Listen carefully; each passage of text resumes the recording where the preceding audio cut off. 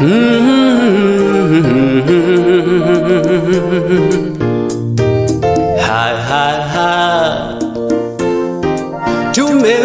mkono wake Bwana. Madame, Monsieur, bonsoir.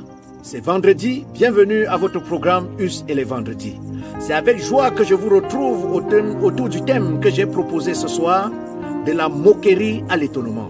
C'est l'histoire d'une jeune fille qui a grandi, qui aimait le Seigneur de tout son cœur.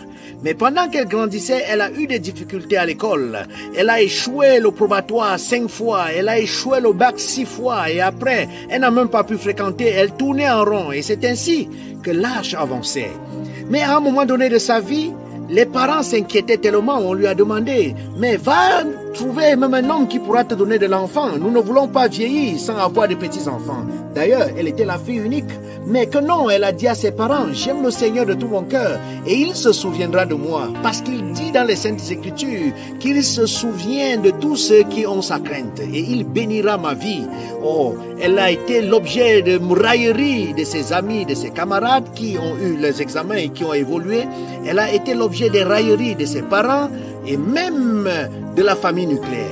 Mais à un moment donné de sa vie, elle a persévéré, elle est allée à l'université, elle s'est battue comme elle pouvait, elle a fréquenté et finalement, elle a eu son doctorat.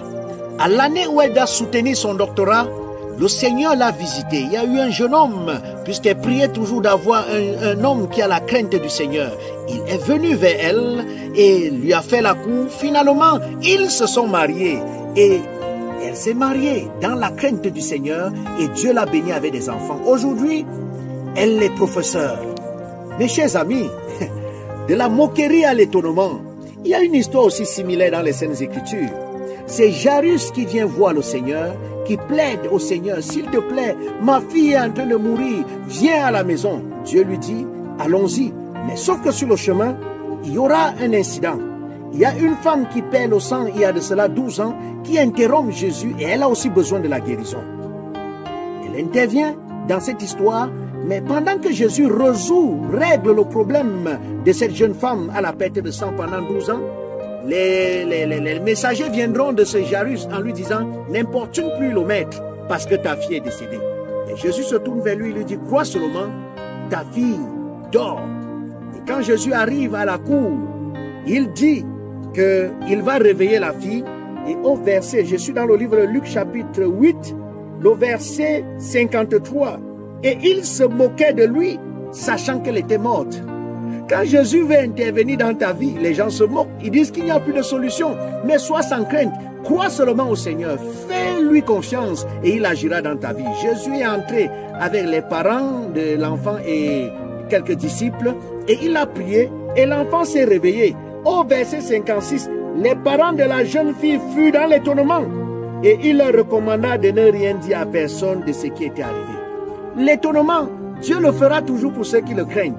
Il y a des moments dans la vie où Dieu retarde les échéances de ta vie pour te permettre d'être spectateur de sa puissance et de sa gloire, de son intervention dans ta vie.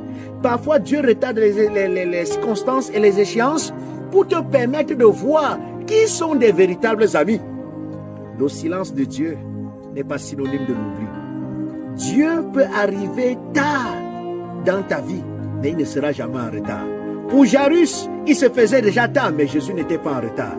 Je ne sais pas quelle est la situation qui te tourmente en ce moment. Il y a beaucoup d'histoires, beaucoup de témoignages que le Seigneur a fait des hommes qui étaient perdus. Eux-mêmes, ils étaient convaincus qu'il n'y a plus d'issue dans leur vie. Mais le Seigneur est intervenu. Moi aussi, je suis un exemple. Si Dieu l'a fait dans ma vie, il le fera pour toi. Beaucoup ont cru que je n'avais pas d'avenir. Mais le Seigneur, il a pris mon histoire entre ses mains. Et aujourd'hui, il a fait de moi son serviteur. Oh, je dis merci à Dieu, je rends grâce à Dieu. Et je rends grâce à Dieu parce qu'il le fera aussi pour toi. Que l'Éternel te bénisse alors que je vais dire une prière pour toi. Oh Dieu Tout-Puissant, certainement ton enfant passe des moments difficiles et il fait l'objet des moqueries dans le quartier. Il y a des parents qui font l'objet des moqueries parce qu'on se dit que leurs enfants n'ont pas d'avenir. Mais je voudrais plaider, toi qui étonnes, agis dans la vie de ces personnes. Permets qu'il y ait de l'étonnement et que ton nom soit glorifié et que ceux qui te craignent soient dans la joie. Au nom de Jésus, nous avons prié. Amen.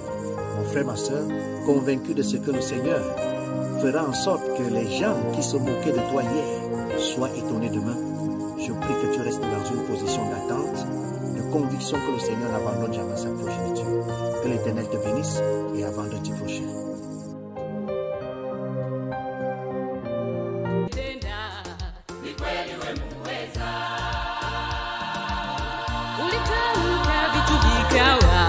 Neno tulatosha, ukisema umetenda.